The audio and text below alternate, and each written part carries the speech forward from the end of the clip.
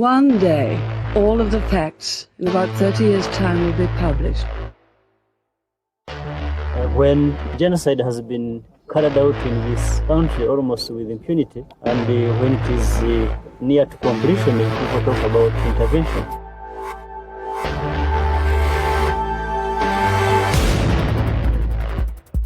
You don't get freedom peacefully. Freedom is never safeguarded peacefully. Anyone who is depriving you of freedom isn't deserving of a peaceful approach.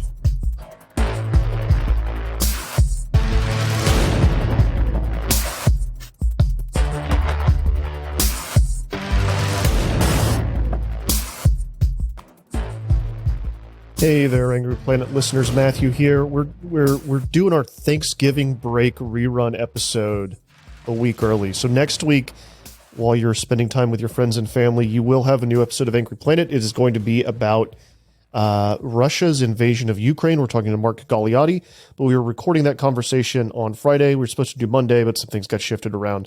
So we're trying to figure out what we wanted to rerun. We've got this vast catalog of old episodes, and then the news hit, and it's just breaking now as I'm sitting down talking to you. So I don't know exactly what's going on or what the repercussions are going to be. But the news hit that what appears to be two Russian rockets hit in Poland and killed some civilians, killed some people. Again, this happened like maybe 30 minutes ago.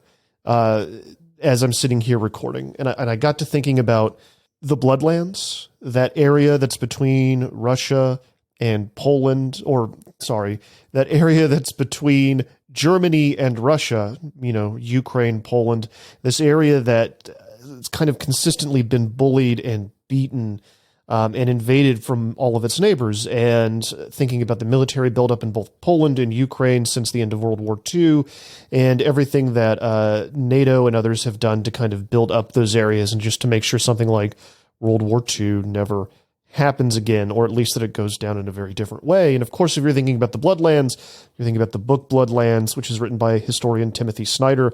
It is like an excellent history of the area that has a lot of primary sources and really lays out everything that goes on in there. Well, we've had Mr. Snyder on the show twice. They were both in the War College days. They were both as he was having new books out. I thought it would be interesting to dig those up and put them out here, and you'll see some real rough edges from us. I obviously don't have my recording equipment in the best possible shape for the first conversation, and then the second one, Snyder's coming through on like a phone from the worst possible source. To be honest, he was always a little bit interesting to deal with. You'd always only set aside like 15, 20 minutes. You'd want to kind of rush through. You always get the sense that we were not quite big enough game for Mr. Snyder. And I think this is also very interesting, kind of given how history has played out. The first time we talked to him was for his book, Black Earth, which is, first part is kind of Holocaust history, and it starts to dive into how climate change could be the precursor for something similar to the Holocaust. How things like the Holocaust don't just happen because of ideology, but there are like material conditions that set the stage for them. And it's a pretty good book. And then like after that, as we learn more about Russia and Ukraine and its involvement in our election, and Donald Trump, Mr. Snyder, like so many other academics, really dives feet first into this. America is ending. We are on the road to Unfreedom, which was the title of the book that we talked about him in the second half, and really getting into how authoritarianism is kind of born out of democracies and how it's possible that we're seeing the early signs of that. It is a kind of a through line of thought that I have been having more trouble with as the years go on. The more like I think increasingly that authoritarian regimes like Russia look pretty weak. That democracy, especially in America, is shockingly strong. I think we've proven that out time and time again. We do have these very, very loud voices that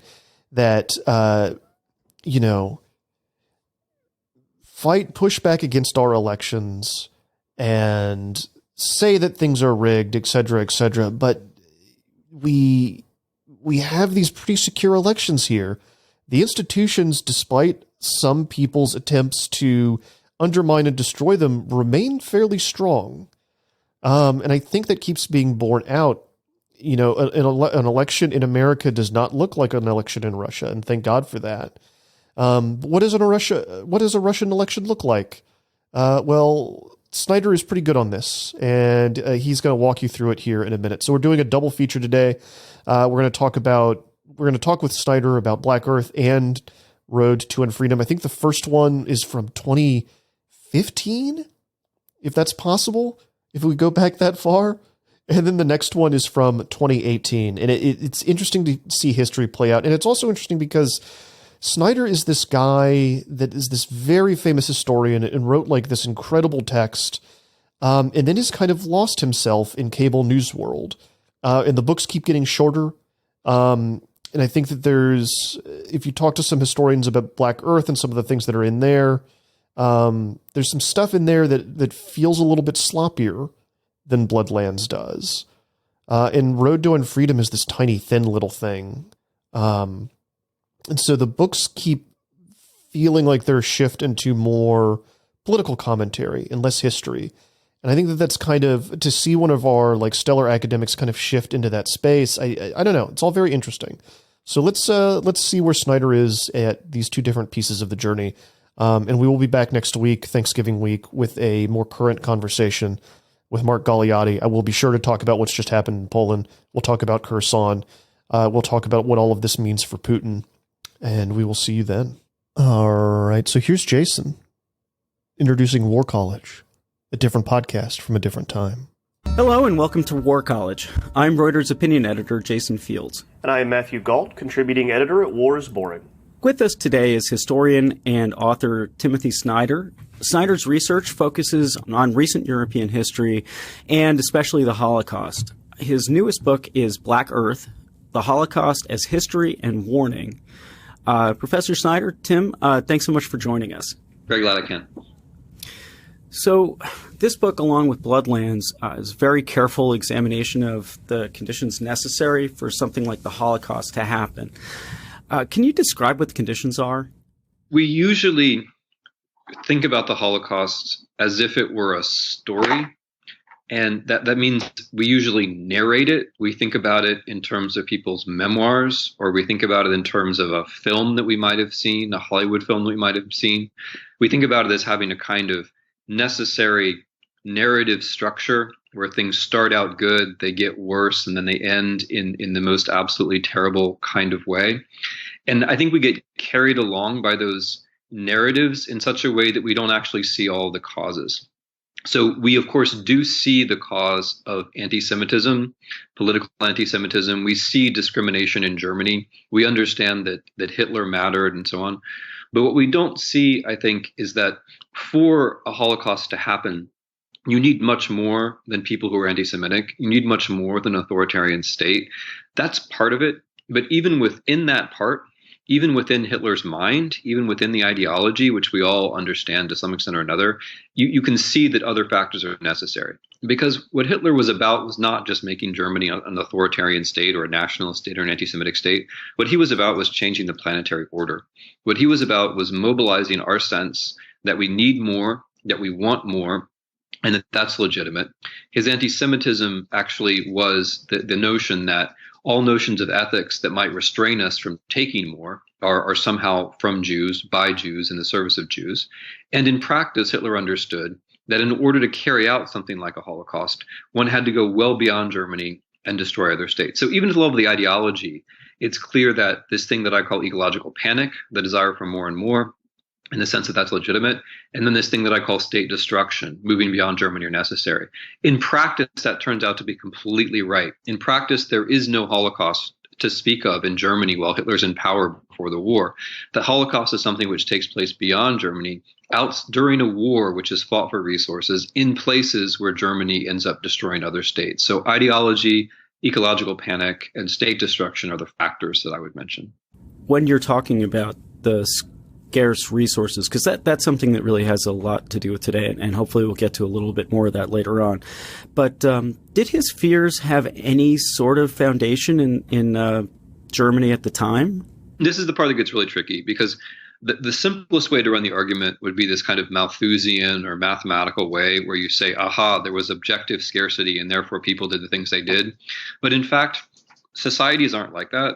Political systems aren't like that. People aren't like that. It's not that we rationally look at resources and make rational decisions. Fortunately or unfortunately, that's just not how things work. What happens is that you have a combination of two things. You have certain real sources of scarcity, which were present in Germany, plus a political interpretation. So were there real problems in Germany? Yes. I mean, especially if you compare it to, say, the United States now, or Germany for that matter now, you had very reason to believe that international markets were not a reliable source of food. Reason number one is that during the blockade of Germany, during and after the First World War, Great Britain, which at the time was the big champion of free markets, right? Great Britain actually blockaded Germany, which is the most fundamental violation of free markets that you could think of. And then, after the war, of course, said, well, there's no reason to be concerned. Naturally, if you're Germany, you would be concerned that your food supplies are dependent upon another state which happens to dominate sea lanes around the world. Second reason is that if you're Germany, you would decide to feed yourself, you actually can't do it with the technology of the 1930s. The only way to do it would be to sacrifice a good deal of the industry that you have. And the industry that you have is what makes you a wealthy, prosperous country, and it's your future. So there is some basis for all of this. What's important, though, is that Hitler takes those fears and anxieties and he adds to them an ideology, which has two parts. The first part is to say that it's legitimate to be afraid about resources. There's no reason not to, and it's legitimate to want ever more. This is really important. What Hitler says is that our fears and our envy, these emotions, are totally justified, and that anything which might restrain them is artificial and Jewish. That is, in fact, a big part of the content of his anti-Semitism. The other part of what Hitler says is that the way to ensure access to resources is to move beyond Germany and to take more land. And where Hitler, and that of course is not actually true.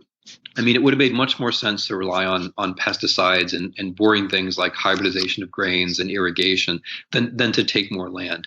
But that's the logic that Hitler was actually able to pass on. So it's a mixture. You have to take people's emotions, fears, you have to say those fears are justified, then you have to give them some mission where that emotion can be realized. And Hitler succeeded in doing that, which is what concerns me, that someone else could succeed in doing that as well. And that's interesting that you're talking about him turning away from kind of these agricultural and scientific solutions, because this is a time also when Fritz Haber, had invented a new way to put nitrate into the soil. There's the Green Revolution going on at the same time, right? But he used kind of science. Hitler used science to his own ends in his ideology. Is that correct? The word science can mean a lot of different things. And when we say the word science, your listeners will have a lot of different associations. What Hitler said was, science gives us a portrait of the world. Hitler was a Darwinist in the bad sense of the word. He took an extreme social Darwinian view, which was that animals do nothing except seek after more resources. People are just like species of animals. We have no other purpose except to seek after more resources, land and food above all. There's nothing else in life. That's all there really is. Any idea you have in your head about something besides that probably comes from a Jew. That's his extreme version of anti-Semitism. So for Hitler, science gives you a portrait. It's a fixed portrait of natural struggle. Hitler says it's a scientific law. It's as sure as the law of gravity. That's right at the beginning of Mein Kampf.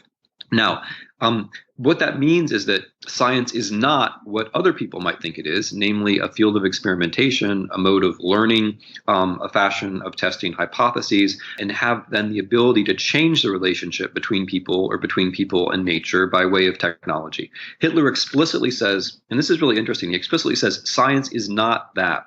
Or insofar as it is, it might create new technologies, but those new technologies cannot change the fundamental relationship between people and the world. So there are these long unread sections of Mein Kampf and his second book, in which he specifically talks about nitrogen fertilizer, irrigation, hybridization of crops, all the things which, as you say, make up the Green Revolution. And he says these things exist, but they can't change the relationship between people and land. That's really important. For one thing, for Hitler, it has to be true, because for Hitler's whole worldview to work, we have to be in this infinite and unending struggle for resources.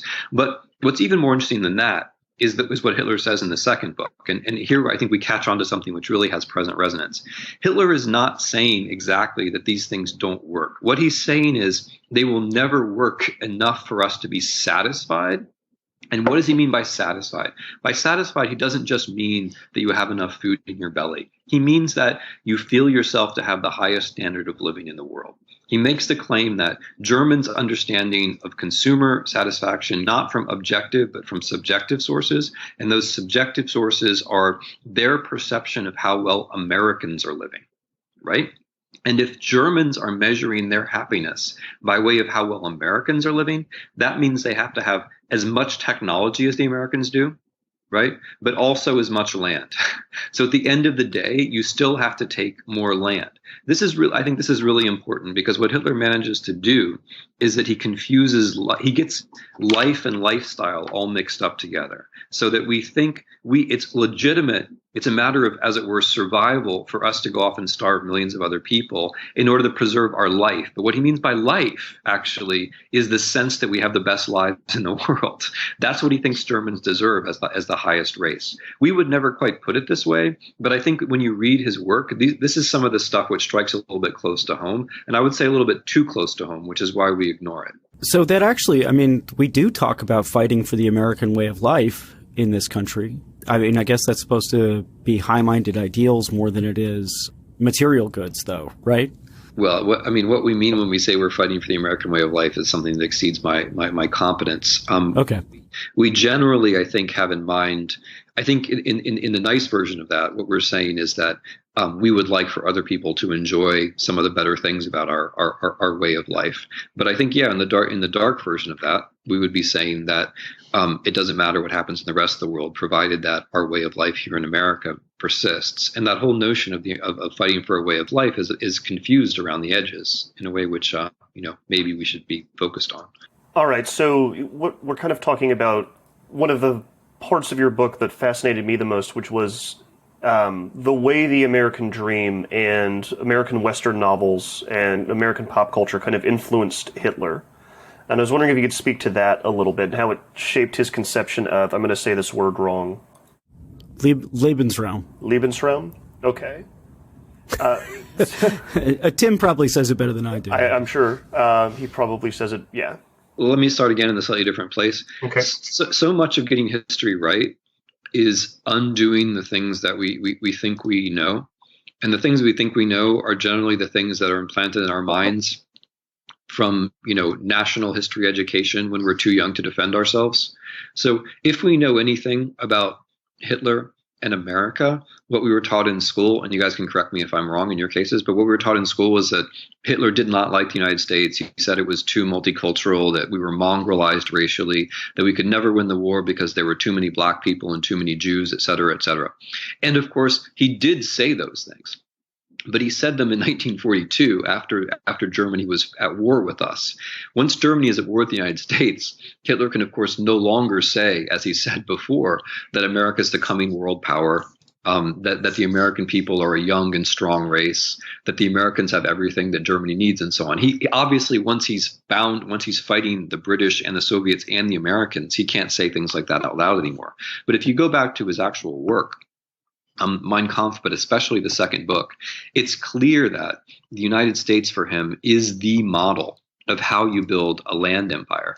The sea lanes are closed. You can't have another maritime empire. Britain assures that. But he's very reassured by the existence of the United States of America, because he sees the United States of America as he believes, Aryan peoples, Germans and Scandinavians, pushing across an empty continent, destroying whatever is in their way, wiping out native peoples, using slavery, and creating this unbelievably prosperous and flexible economy. And so his notion is that if the Americans, who he sees, wrongly, of course, but who he sees as basically Germans, if the Americans can do it in North America, the Germans can repeat that same feat in Eastern Europe.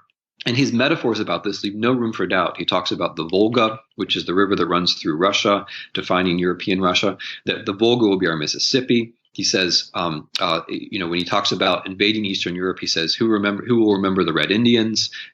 When he talks about Ukraine, he makes references to all the grain that comes from Canada, and so on and so forth. It's absolutely clear that he also says the history of the American West will repeat itself when Germany invades Eastern Europe. He's impressed by the fact that the Americans have been able to not only control a good deal of land, develop that land very quickly, and create the standard of living which is unparalleled. And he believes that the future of Germany is going to have to consist in matching that level of standard of living. So this thing which we call the American dream was also part of what Hitler was pursuing. In the conclusion of your book, you examine how the concepts of, standard of living, Lebensraum, and global warming could come together. Can you help us to understand what you mean by that? And are there specific places that are more vulnerable than others to this kind of conflict? So I'm gonna stress that whatever I say about the present and the future comes from a very specific place. It comes from this reanalysis of the Holocaust itself. If you think of the Holocaust just in terms of ideology, then you can tend to believe that it's just a matter of a kind of moral self-correction. If we behave well and teach other people to behave well, everything will be okay. What I'm convinced of is that that's not actually true, that if other conditions like ecological panic or state destruction are present, then those kinds of ideologies, Hitlerian ideologies, other kinds of exclusive destructive ideologies will find more purchase in society. So I'm looking at a mixture of those three factors as a source for the event itself.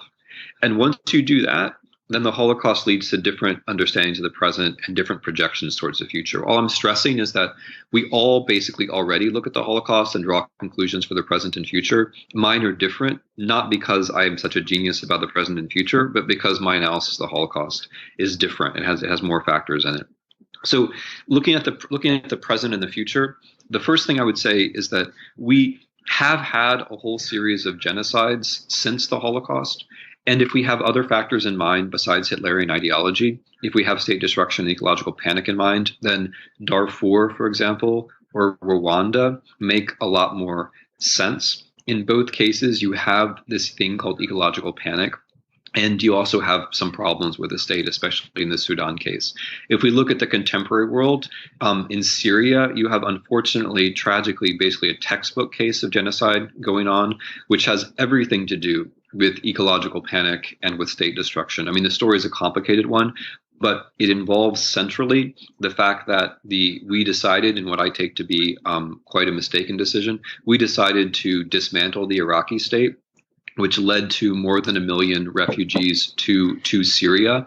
Then after that, beginning 2 or 3 years after that, there was a series of 4 years of drought, which basically ended this thing which we have always called the Fertile Crescent, which led to another 1 million, actually 1.5 million refugees to the Syrian cities, now from the Syrian countryside. This sets up the situation, which is the Syrian civil war, which is the refugee crisis. It creates the space for ISIS, which is carrying out, until sadly, this textbook genocide against the Yazidi.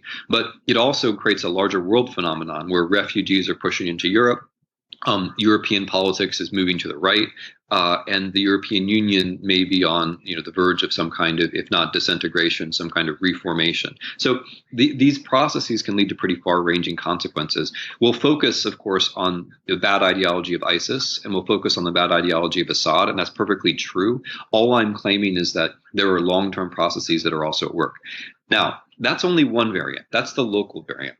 The variant that one would want to be very concerned about would be the international variant, where a country which is roughly comparable to Germany in the 1930s, a country which has the ability to think ahead and make plans, reacts to ecological panic, not locally, not on its own territory, but by thinking about what other territories it needs to control, by weakening or destroying states beyond its own. So one scenario for this would be Chinese investments in Africa. China, like Germany in the 1930s, is a very impressive state. It has right now it has very impressive growth rates, but like Germany in the 1930s, it cannot feed its own population from its own territory, at least not without sacrificing all of its industry. It's dependent on international markets. That is its Achilles heel, and the Chinese leadership is very aware of this. It's short on food, not just on food, it's short on water as well. And so the Chinese, as far as one can tell, are thinking ahead. They're thinking about Siberia. They're investing in Africa. They're thinking about other places in Eastern Europe. And the scenario one has to be concerned about is one in which the Chinese state believes that it must have territory beyond its own borders, and that other people, for example, in Africa, believe that they should control those territories too. So that's one scenario. I don't know exactly how it would look, but it's the kind of thing that one has to be concerned about in the future, where these three things might come together once again: state destruction, ecological panic, but also some idea according to which it's legitimate to take territory from other people. We should point out that at the moment, China is using money rather than force to buy this territory, and that sometimes they call it investment, and other times I think there's maybe more outright buying of things. That doesn't negate anything that you've just said. I don't want people to get the idea that there are actually, Chinese armies trying to accumulate territory at the moment. And yeah, it's a good point to emphasize. And I want to emphasize that in talking about China, I'm talking about a projection, and a negative one, of what might be happening in a couple decades from now. Because of course, the Chinese are they're very tactful about how they do these things. They invest, they buy off rulers, and so on. This could lead, however, to a situation in which local states are not functioning. The only thing which is functioning is the Chinese, let's call it, investment project. And local peoples, whether they're Africans or in some scenarios Russians, might resist this, right? Thereby leading to conflict between the Chinese control of territory. Whether we consider, whether it's legal or not is going to be less important to people who believe that they're about to starve. The Chinese control of territory and the desires of the majority populations that are living around this zone. And one should also emphasize that the Chinese are paying more attention than ever before to alternative sources of energy. They've signed on to voluntary global warming emissions targets with the United States. So it's entirely possible that they could go the other way completely and help the world. I mean, these are just projections. They're not at all certainties or condemnations. You talk about Africa and how fragile so many of the states there are. I mean, again, I guess I'm asking you to project. Do you think that we're at any sort of particular crisis point?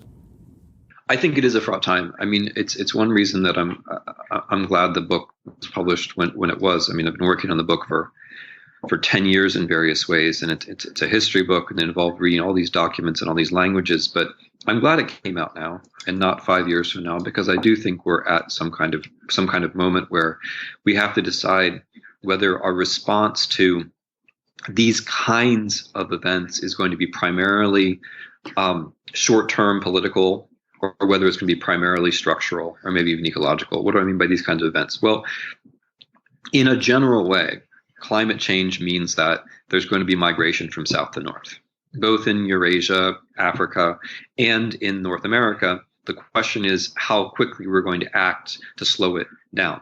As this happens, it will always come through certain political modalities, like, for example, the Syrian crisis. It will never be the case that people just pick up and go, right? There will always be a state collapse here, a civil war there, a terrorist outbreak here. And we can just focus on those political things and say, well, if there were no terrorism, if there were no state collapse, if there were no bad leaders, these people wouldn't migrate. That, I think, is the wrong answer, because we can't stop those things from happening. The only thing that we can actually influence a little bit is the climate.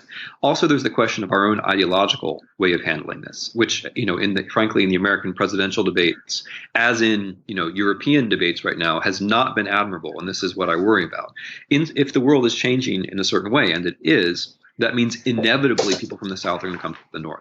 If we process this just in terms of, well, those people are outsiders, they're uneducated, we don't want them, blah, blah, blah. If that's the only way we process it, then we are basically doomed. And so in that sense, I think it is kind of a turning point for us, because the states that are in question are not just the Latin American states or the states in the Near East or the states in North Africa, which might collapse. In the long term, the states that are in question are also the European states, and for that matter, our state, right? Because if you create a world, or if you just happen to live in a world, you don't have to say it's your own fault, but if you're living in a world where there's this kind of climate pressure for south to north migration, the states, even the prosperous, robust ones in the north, like the United States, like the states of the European Union, have to have a way to process that, which goes beyond just a kind of immediate ideological reflex of exclusion.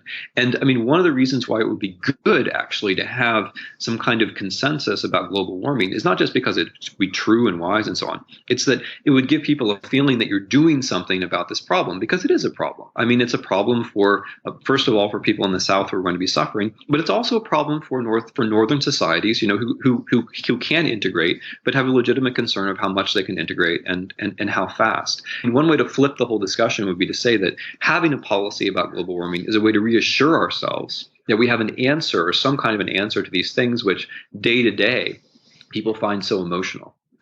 Finally, just to sort of talk about science, do you think that, like the Green Revolution, which sort of changed the food equation, at least for quite a long time, do you think that there's science out there that can help us to deal with climate change as it's happening now? Anything that can help ameliorate it? Anything that will help ameliorate it? I want to play out your first reference, because it's really important. The Green Revolution means transformation of agricultural technologies. It's a package of hybridization, fertilization, irrigation, which meant that Europeans in the 1950s no longer were worried about food shortages. They were worried about food surpluses. That is a very dramatic change. It's only really happened once in human history. Up until the second half of the 20th century, basically every human society ever was concerned about food shortages. Food was always a part of politics. We are the only generations, us in the United States, a couple generations of Europeans, for whom food could be separated from politics. That has never happened before in world history. It's totally new. It basically defines our entire lifestyle. It defines what we take for granted about what's political and what's not. So all I'm trying to say is that technological changes can be very fundamental, and they can change society and politics so fast and so decisively that we don't even notice what it was like before. Right? Or to put it a different way, the main difference between us, and Germans in the 1930s is not that we've learned from the Second World War. I think that's largely a nice story we tell about ourselves. The main difference is that we just have enough food and we are not worried about needing more land. That is the main difference. It's really easy to be ethical when you're not concerned about shortages. The moment you're concerned about shortages, even people who think very well about themselves as individuals and as nations, fractures start to appear very, very quickly. And there are plenty of examples from recent American history which make this very clear. Okay, that's all just as prologue, because what I want to suggest is that, of course, there are ways in which science could affect climate change. And if we allowed those things to happen, we could be looking at a very different world. I mean, the techniques, as I'm sure you know, it was meant to be a softball question. The techniques that we have are already more than sufficient. Right. The problem is not the existence of the science. We have wind, we have solar, we have fusion, where a little bit of investment could probably make a huge difference. We even have ways where we can deliberately plan to soak back carbon that we've already emitted. This could be done for a very small percentage of GDP in the United States and around the world. It's just a matter of having the political will to do so. The question is whether we accept that we should do this and whether we do it fast enough, because the one thing you can't lose, the one thing you can't gain back is time. And so my concern is always that if we let it go too far, then the science won't be good enough. And then we really are in a situation where ecological panic is actually justified. And that's a desperately bad situation to be in. So we do have the science. It would be relatively easy. I mean, compared to something like a moon launch or whatever, it would be relatively easy to get this online. It was just a matter of accepting that this is something that we need to do and that it has to happen fast. Why do you think we have such a hard time accepting it then? You mean we Americans? Because pretty much everybody else accepts it. Like the Syrian refugees who are in Europe, like they know perfectly well that they were desertified, right? Like people know that there has been a massive change in the way they, like islands in the Pacific that are going under, they are perfectly aware that climate has changed. And it's very strong. It is a good question, because the question is how we have managed to build what kind of mental or psychological barriers we've built around ourselves so that we don't notice Russian submarines are on their way to the North Pole, so that we don't notice that there's no longer snow on Kilimanjaro. These are like things that are basically obvious, right? And so the question is, Not why do people think there's climate change. The question is how Americans, some Americans anyway, because it is a minority, have persuaded themselves that this is not happening.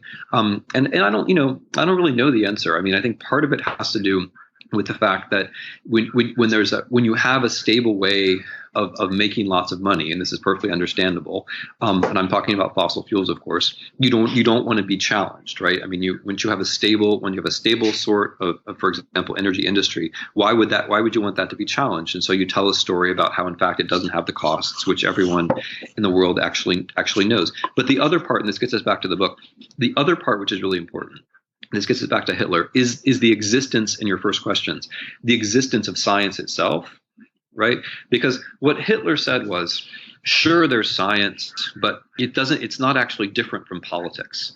It's really all the same thing. Science just gives us a portrait of the world where you compete for stuff, right? Now, again, that hits a little bit too close to home in America. And it's something that we should think about, because we often confuse science with ideas of the free market. We think that the market is some kind of science. The market's going to deliver everything good. The market delivers lots of good things, but it can't deliver every good thing. It can't deliver the conditions for its own existence, for example. It can't deliver an ecosphere in which markets can take place. You have to say, okay, science is not just a metaphor for something, for some society that you like. Science is actually an independent sphere of research, experimentation, hypothesis, which you have to support, and only the government can really do it. Right. And so you have to break out of whatever ideological hold you might happen to be under and say the government needs to support science, even if you're in favor of the market. The government has to support science so that markets in the future can function well. You have to accept that, to put it a simpler way, that politics and science are really two different things. Because the move that climate deniers make is they say, they basically say, bah humbug. Scientists are just politicians under a different name. They wear white coats instead of cheap ties, and they're just bringing one political message instead of some other political message. They try to bring it all into a political argument, and that is deadly wrong. That's deadly wrong. That's a mistake that can literally kill us. In fact, it is killing us right now. And it does go back to Mein Kampf, because Hitler tries to bring politics and science together and say that no, people who tried to tell you that science can change the world, people who try to tell you that science offers hope, those people are Jews. Those people should not be listened to, right? They are out of the box. They are illegitimate. You have to listen to my message, and my message is that competition, struggle is the only thing which actually counts. So, I don't know why. I can't answer your question. I don't understand, the American society to answer your question perfectly. All I can tell you is that these are mistakes that one cannot afford to make. One cannot afford to say that science is just another form of politics and that these guys in white coats are just another lobby like other lobbies. That's a basic, fundamental, and really risky mistake. Well, thank you very much for joining us today. I think that I would recommend your book to everyone just simply because it is an alternate way of looking at history, not just the Holocaust, but I think it goes beyond that. And I found it informative towards what's happening now. I think what you said towards the beginning of our conversation about parts of your book breaking down stuff that we were taught in high school and kind of driving through those myths and misconceptions was one of the most fascinating and important parts of the book to me while I was reading it. Thank you. Thank you. Thanks for the conversation. I was really glad we could do it. All right, Angry Planet listeners, we're going to pause there for a break, and then we will be back with the other part of our double Snyder special. All right, Angry Planet listeners, here we are again with the conversation with Timothy Snyder about Road to Unfreedom from 2018. Democracy around the world seems under siege. Turkish President Recep Tayyip Erdogan consolidated power in an election held recently. Earlier this year, Russia held its own ritualistic election. Vladimir Putin won, of course. In the United States, an emboldened President Trump called for an end to due process for illegal immigrants. So, what's happening, and what's the source of this stuff? We're joined today by Timothy Snyder. Snyder is a professor at Yale and also a permanent fellow at the ICYMI Vienna. There, he directs the projects Ukraine in European Dialogue and United Europe, Divided History. His book, The Road to Unfreedom, has just hit bookstore shelves. So thanks for joining us. Yeah, my pleasure. Glad to be with you. Can we start at the very beginning? What do you mean by The Road to Unfreedom, and how do you know that we're on it? Well, I think the very beginning is an important point that was in your introduction, namely that democracy is not a natural state of affairs. Democracy is not like gravity. It's not just with us. There's nothing about human nature. There's nothing about, even particularly about America or any other country, which ensures that it's going to be a democracy. Democracy is something which has to be created, in history, with knowledge of historical conditions, with knowledge of the tendencies that are working against it. Which leads me to my answer to your question. By the road to unfreedom, I mean a particular way that we in the U.S. and also Europeans are moving away from democracy. We have taken it for granted that democracy is a natural result of things, that it's the result of there not being any other alternatives, as we've gotten used to saying. It's the result of the end of history after 1989. It's the result of the free market. Any of these happy stories, none of which are at all true, but any of these happy stories allow us to be complacent. They allow us to think that we don't have to do very much. Democracy is going to be here anyway. It's not my responsibility. And that itself, that complacency, that sense that time is on your side, that history is working for you, so you don't have to do any work yourself, that itself weakens democracy. And that's part of what's going on. So in the book, I call this the politics of inevitability, that kind of sense, which has, a right-wing variant, a left-wing variant, that history's on your side, how that at a certain point gives way. A shock comes. Maybe it's an election you don't expect. Maybe it's a financial crisis. Maybe at a personal level, it's your inability to buy a house or you losing your house. But that kind of belief that things are just going to go right fades or crashes. And then it gives way to something else, which in the book I call the politics of eternity. The sense that there is really no future.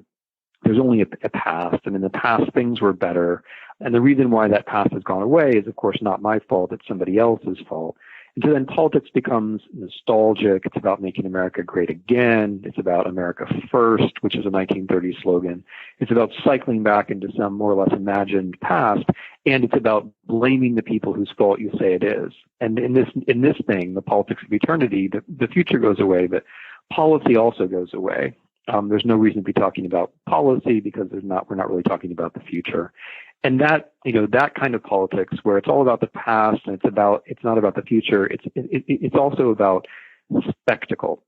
It's about crashing into your heads every day with Twitter or the internet or, with the news cycle, so that we get so outraged that we come to agree that whether we're for it or against it, that politics is just about emotion. It's just about in or out, us and them, right and wrong.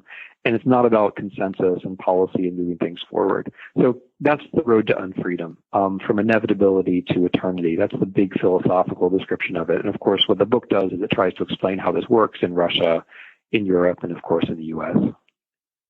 One of the people who you mention in the book is a guy named Ivan Ilyin. And so who was he and why does Vladimir Putin admire him so much? Well, thanks for mentioning him. I start the book with Ivan Ilyin, and it's kind of a risky move because everybody thinks ideas don't matter, and certainly philosophy doesn't matter. Everyone thinks that, right and left is fake and so on, but it's not. There are alternatives, and the alternatives are backed by ideologies, which are made up by ideologues. And it really does turn out sometimes that ideas that people have, even obscure people, can have a very important influence on the course of political events. They can help people consolidate things they want to do anyway. They can provide the source for stories that allow others to go along with them. And they can make a shift of the kind that we were just talking about. So Ivan Ilyin is probably the world's most important politician of eternity. And he's someone who provides a theoretical basis for fascism. He was a Russian exile, an exile from the Bolshevik Revolution, an anti-Bolshevik, a pro-fascist, who argued that the world that we're in is completely flawed. God was mistaken in creating it. Nothing's really true. The only truth is God's lost unity, which can only be found somewhere in Russia. Therefore, it's okay to lie or do anything. It doesn't matter, so long as it's in the service of Russia. You can see how that would be helpful for Mr. Putin.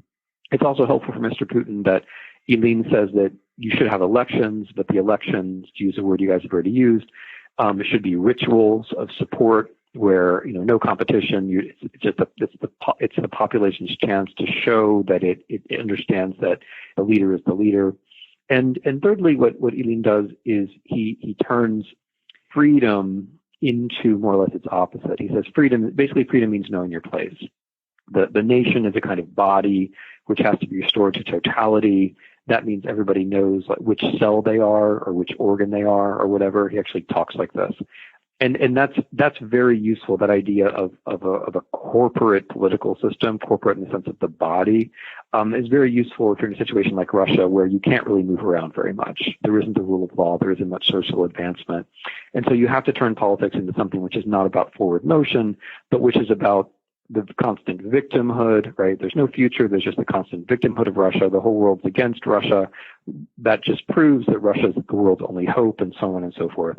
Now, the reason he's at the beginning of the book is not because he's an interesting philosopher, although he is. It's because Mr. Putin dug up his body and brought it back to Russia. It's because Mr. Putin found his papers in America and brought them back to Russia. It's because Mr. Putin cited him at a whole bunch of very important conjunctures in his own presidency.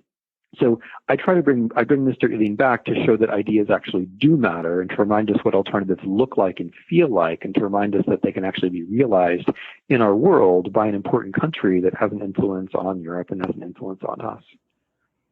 What did he do with the body? So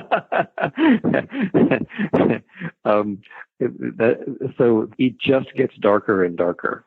So, I mean, to try to be quite precise about this, Ivan Ilyin died in exile in Switzerland and had a gravestone, had a marker which was paid for by a German-American woman who also helped keep him going during his life. Her name was Charlotte Baez. He was largely forgotten about. His papers were collected and published, but no one really read them. He didn't have a natural audience so long as the Soviet Union existed. But when the Soviet Union collapsed, he was suddenly reread.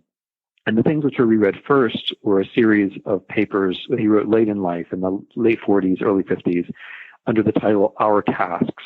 And they were specifically about how you were going to reassemble a kind of right-wing Russia after the fall of the Soviet Union. So a lot of people started reading those in Russia in the 1990s after the Soviet Union had collapsed. And Ilyin gained a big following. Then all of his books were republished in Russian, which has been very helpful to me, of course.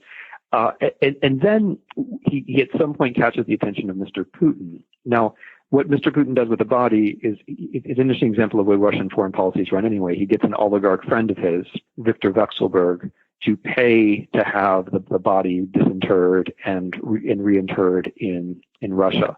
So he can say, well, it wasn't actually Russian policy because, Viktor Vekselberg did it. But that's how Russian foreign policy works. And I only stress that because Viktor Vekselberg is also somebody who invested heavily in Michael Cohen in 2016, right? So this is all, it's really kind of all, it's uncanny how, an event like the reinterring of the body of a Russian fascist philosopher and the padding of the wallets of Mr. Trump's personal attorney are done by the same person. And the reason why it's uncanny is because it's all one story.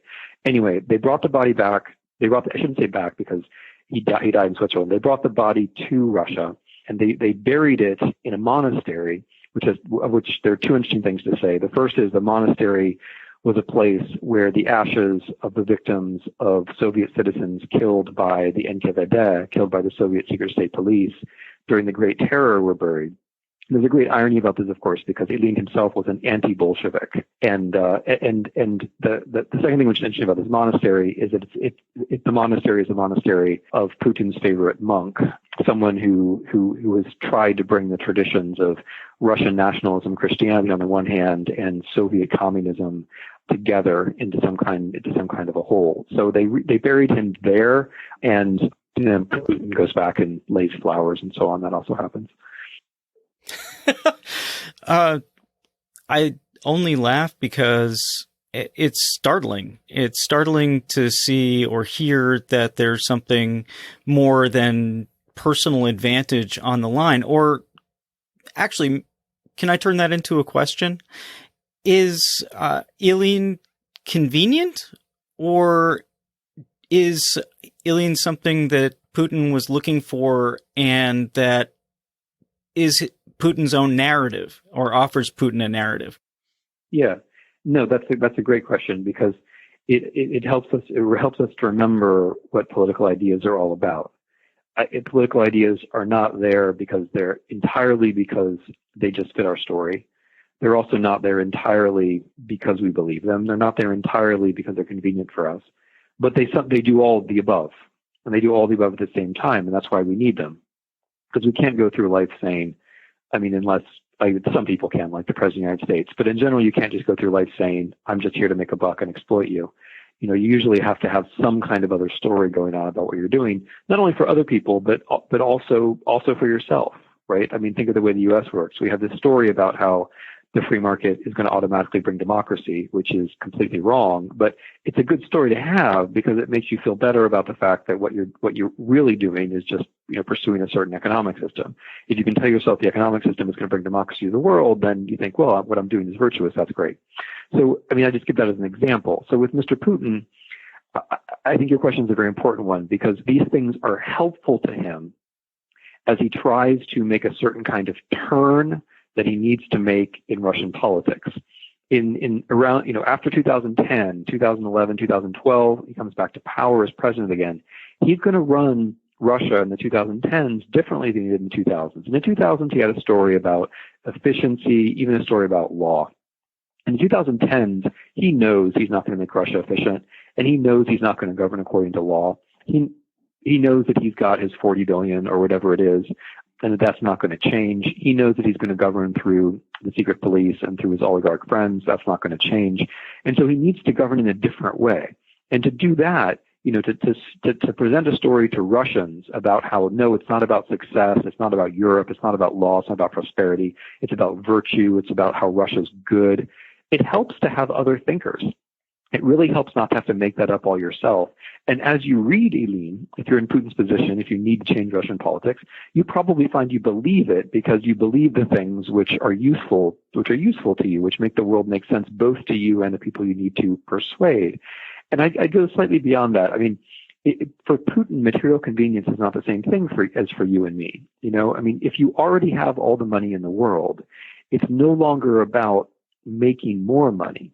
Right? It's about this explaining why the world has to be the way that it is. You and I don't have that problem. We don't have to explain, why we have our bank accounts or our mortgages or whatever. But Mr. Putin has to explain why he has all the money and nobody else does, basically. Russia has the greatest wealth inequality in the world. So he has something to explain which is different. And so he has to explain why things are just the way they are and why they can't change. And for that, a big dose of mysticism and of national messianism really, really comes in handy. And I think that's how it's worked. And this is a story that, like you say, is much broader than just what's occurring in Russia, correct? Yeah. The reason why it starts with Russia is because I think Russia gets to certain phenomena before we do. It gets to this politics of eternity before we do. It gets to a politics of spectacle before we do. And then it tries to make the rest of the world a little bit more like itself. And, the surprising thing for us is just how well that works. And for the Europeans too. Russia's not attacking us with conventional weapons. Russia's not even really attacking us with some kind of ideology like it did during the Soviet Union. All Russia's doing is using tools and technologies which we invented to try to mess with our minds. And I think 5 years ago, I know 5 years ago, nobody would think that could work. I know this because I was trying to persuade people that it could.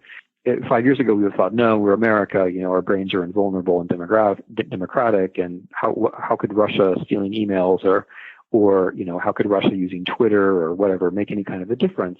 But now we've wised up a little bit. Now we see that it has. But yeah, the story is one that begins in Russia because Russia gets to certain places first. Russia has realized certain tendencies that are still incipient in Europe and the United States. And so the point is that, it's not that Russia is so alien. The point is that Russia is a little bit like us and that Russia is trying to make us still more like them. So how far down the road to unfreedom is the United States at this point, do you think? Well, just to give it a little bit of perspective, I think if you asked people in 2016, let's say,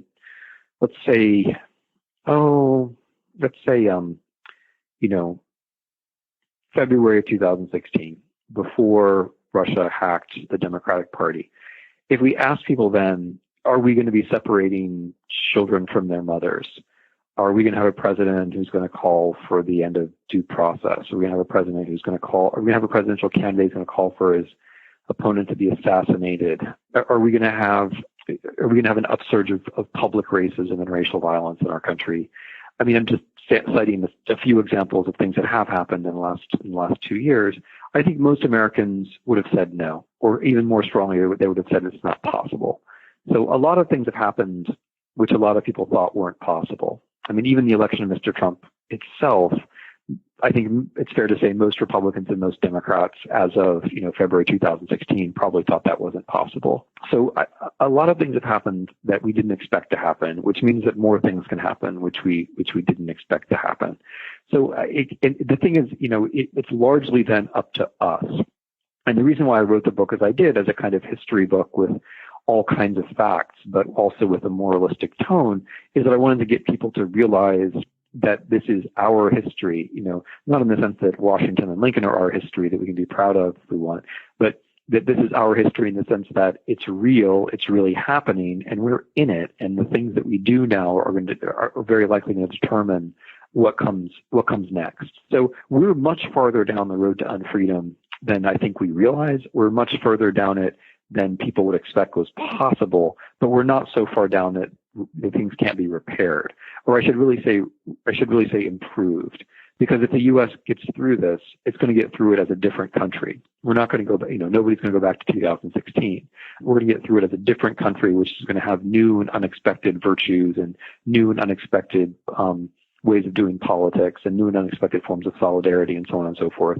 It can't all be defense. It's going to, the people who are trying to protect American democracy also have to be the people who are rethinking it.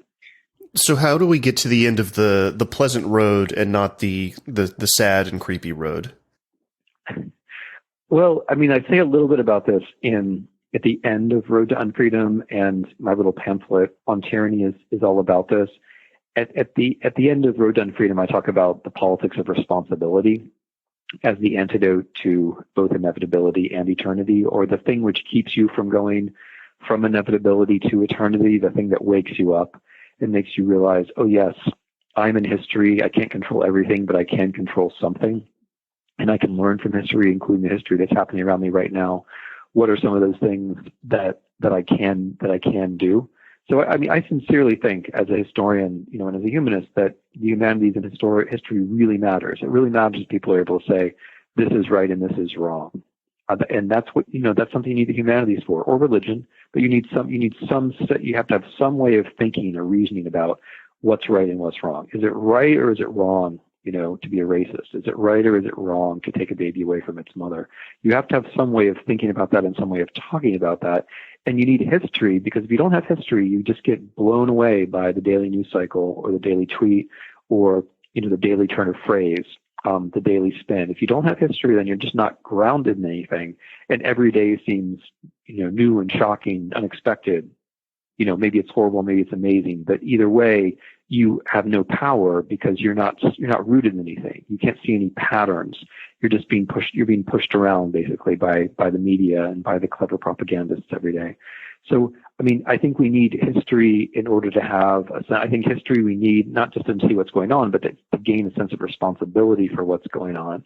And that's with that sense of responsibility, we can each do a few little things. And if we each actually, I mean, this now is going to sound a little bit, too easy, but it's not as easy as it sounds. If we each do a few little things, it really is going to be okay.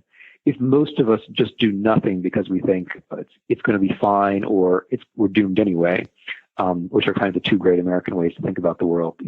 Nothing can possibly happen, and oops, it already happened.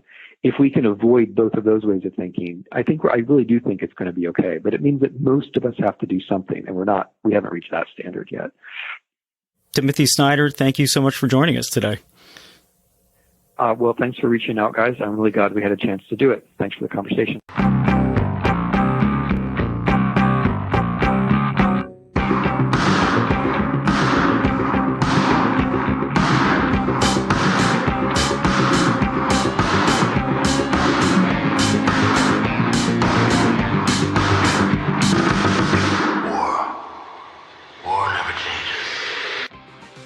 That's all for this week. Angry Planet listeners, thank you for tuning in to this In Case You Missed It special pre-Thanksgiving rerun. As always, Angry Planet is me, Matthew Galt, Jason Fields, and Kevin Odell. It was created by myself and Jason Fields. If you like the show, you kick us $9 a month, please, at angryplanet.substack.com or angryplanetpod.com. What does that get you? It gets you early access to all the mainline episodes, the occasional bonus episode, and some other weird writings that get tossed down there.